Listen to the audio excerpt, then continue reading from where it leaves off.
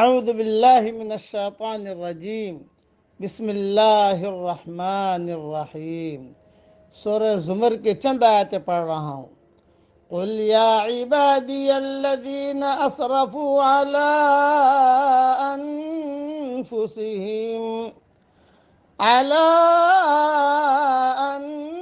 انفسہم لا تقنطوا من رحمت اللہ۔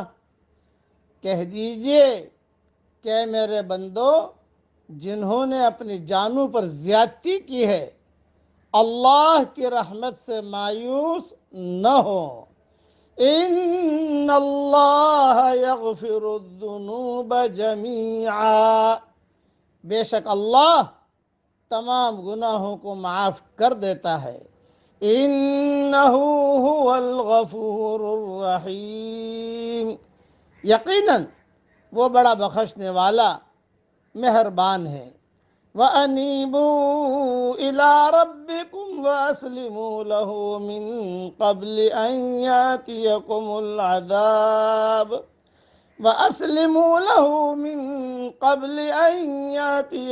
الْعَذَابُ ثُمَّ لَا تُنصَرُونَ،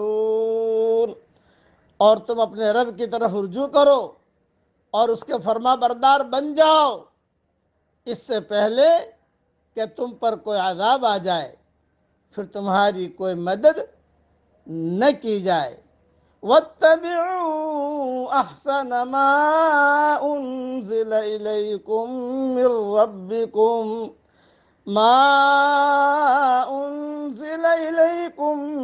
رَّبِّكُم مِّن قَبْلِ أَن يَأْتِيَكُمُ الْعَذَابُ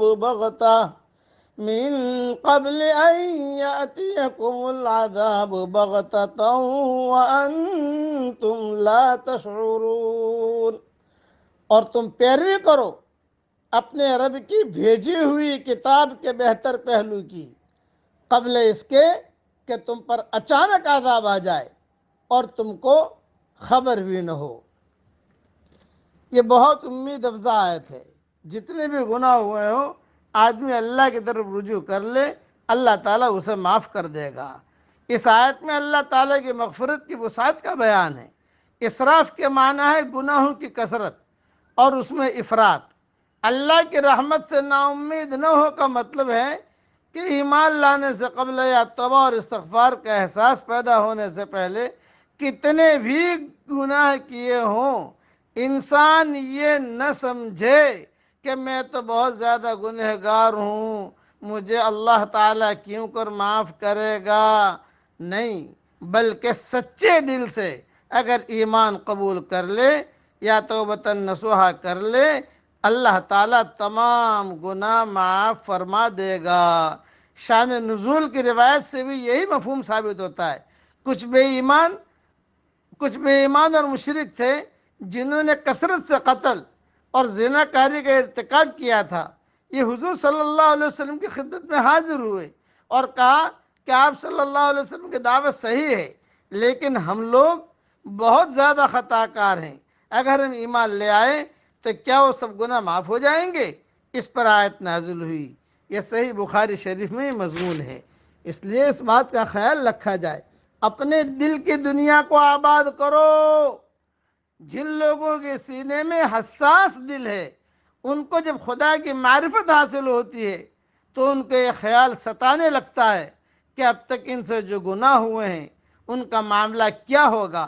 اسی طرح خدا پرستانہ زندگی اختیار کرنے کے بعد بھی آدمی سے بار بار کوتاہیاں ہوتی ہیں، ہم سے سب سے گناہ ہوتے ہیں، بار بار گناہ ہوتے ہیں، اور اس کی حساسیت دوبارہ اس کو ستانے لگتی ہے، حتیٰ کہ یہ احساس بعض لوگوں کو مایوسی کی حد تک پہنچا دیتا ہے۔ ایسے لوگوں کے لیے اللہ تعالیٰ نے اپنی کتاب میں یہ اعلان فرمایا کہ انہیں یقین کرنا چاہیے کہ ان کا معاملہ ایک ایسے خدا سے ہے جو غفور الرحیم ہے۔ وہ آدمی کے ماضی کو نہیں بلکہ اس کے حال کو دیکھتا ہے، وہ آدمی کے ظاہر کو نہیں بلکہ اس کے باطن کو دیکھتا ہے، وہ آدمی سے وسعت کا معاملہ فرماتا ہے۔ یہی وجہ ہے کہ آدمی جب اس کی طرف رجوع کرتا ہے تو وہ اثر نو اس کو اپنی رحمت کے سائے میں لے لیتا ہے، خواہ اس سے کتنا ہی بڑا قصور کیوں نہ ہو گیا ہو۔ اے اللہ، آپ ہم کو اپنی رحمت کے سائے میں لے لیجئے اور اپنی رحمت کی چھتری میں داخل فرما دیجئے۔ آمین۔ وآخر دعوانا ان الحمد للہ رب العالمین۔